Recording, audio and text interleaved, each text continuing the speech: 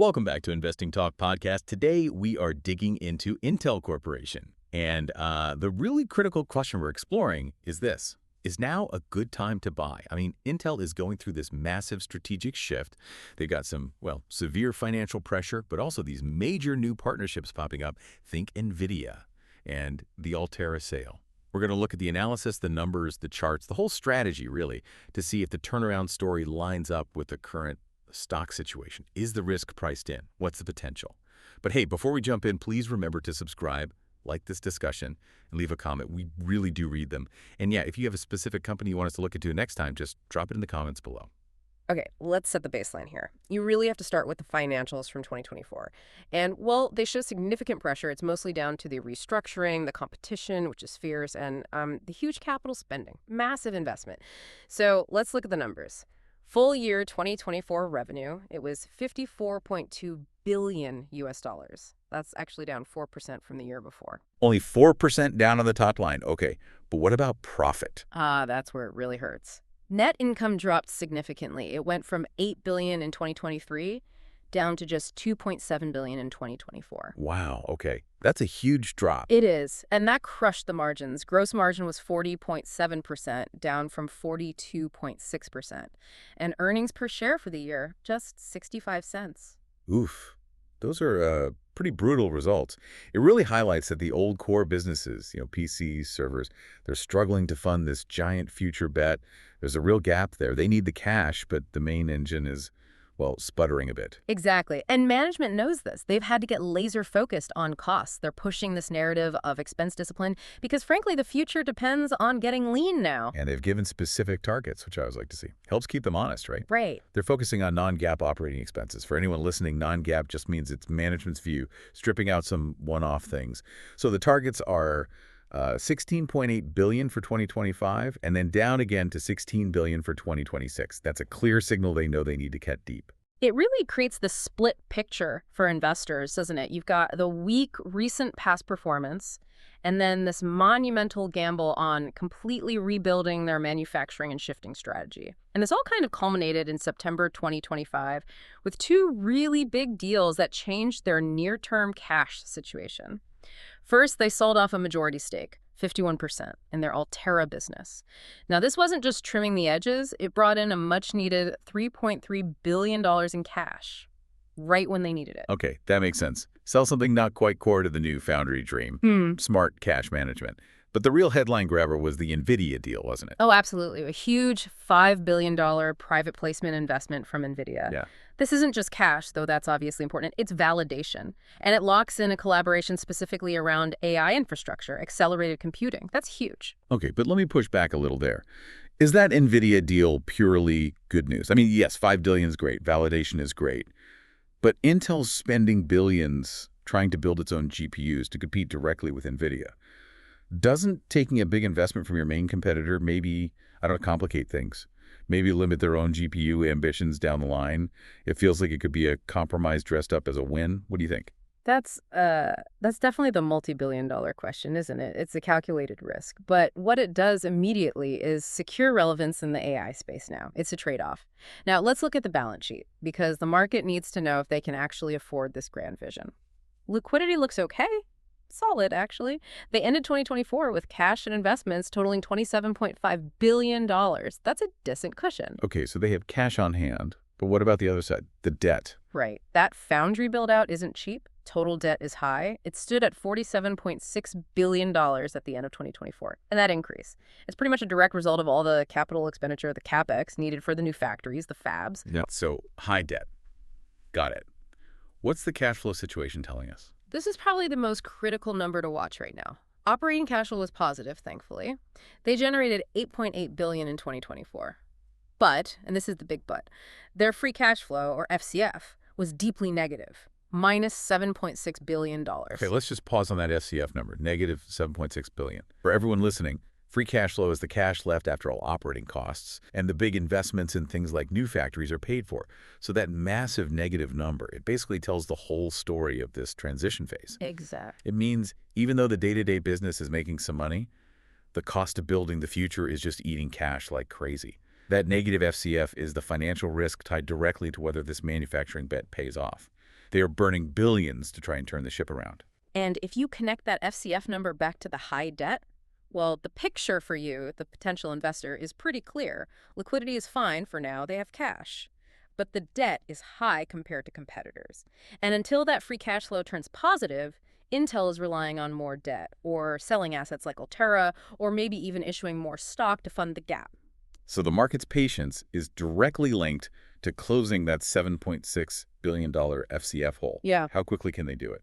And all this is happening while they face just, well, brutal competition, absolute giants. You've got AMD hitting them on CPUs, NVIDIA obviously dominant in GPUs and AI, the big foundry players like TSMC and Samsung who are frankly ahead technologically right now, and even design firms like Qualcomm.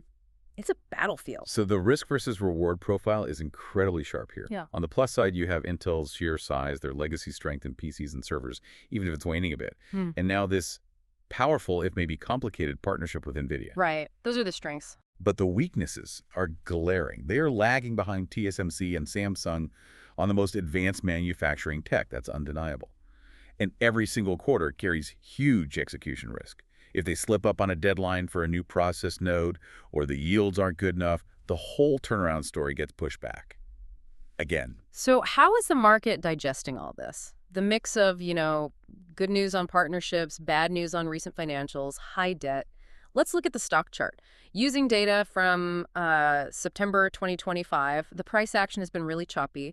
Just reflects that uncertainty. It's kind of stuck in a range, consolidating between roughly $22.80 and $24.20. Very tight. Yeah, and what's really interesting is where that price sits compared to the longer-term trend lines. The stock is trading quite a bit below its 200-day simple moving average, the SMA. Right, and that 200-day SMA is around $30.10. So being well below that usually signals, what, a sideways or even weak underlying trend, doesn't it? Exactly. It tells you the market hasn't really bought into sustained upward momentum over the longer term. Not yet, anyway. Okay, what about momentum indicators, like RSI or MACD?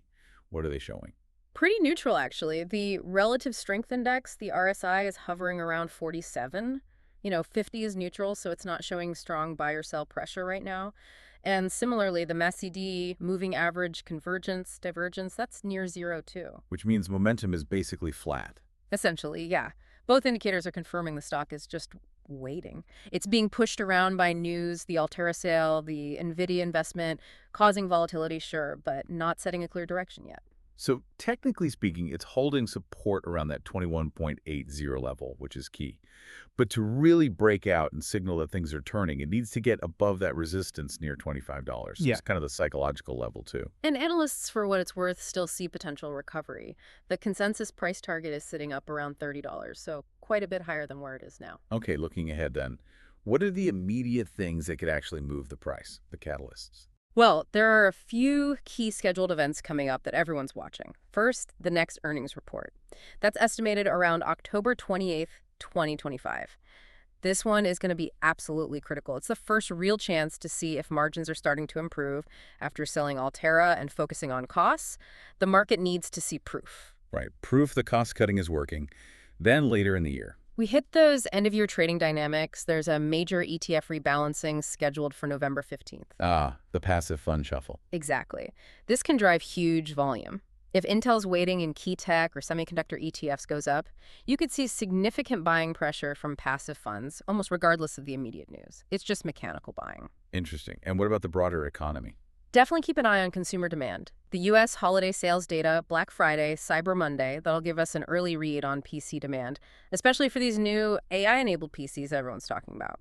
If consumers are opening their wallets for new tech, that flows directly to Intel's business. Okay, so those are the scheduled things. But what about the rumor mill, the speculative stuff that can really cause wild swings? Oh yeah, the market's definitely buzzing with a few high-impact possibilities right now. First, there's chatter, just chatter mind you, that Intel is trying to get a strategic investment from Apple. Apple, wow.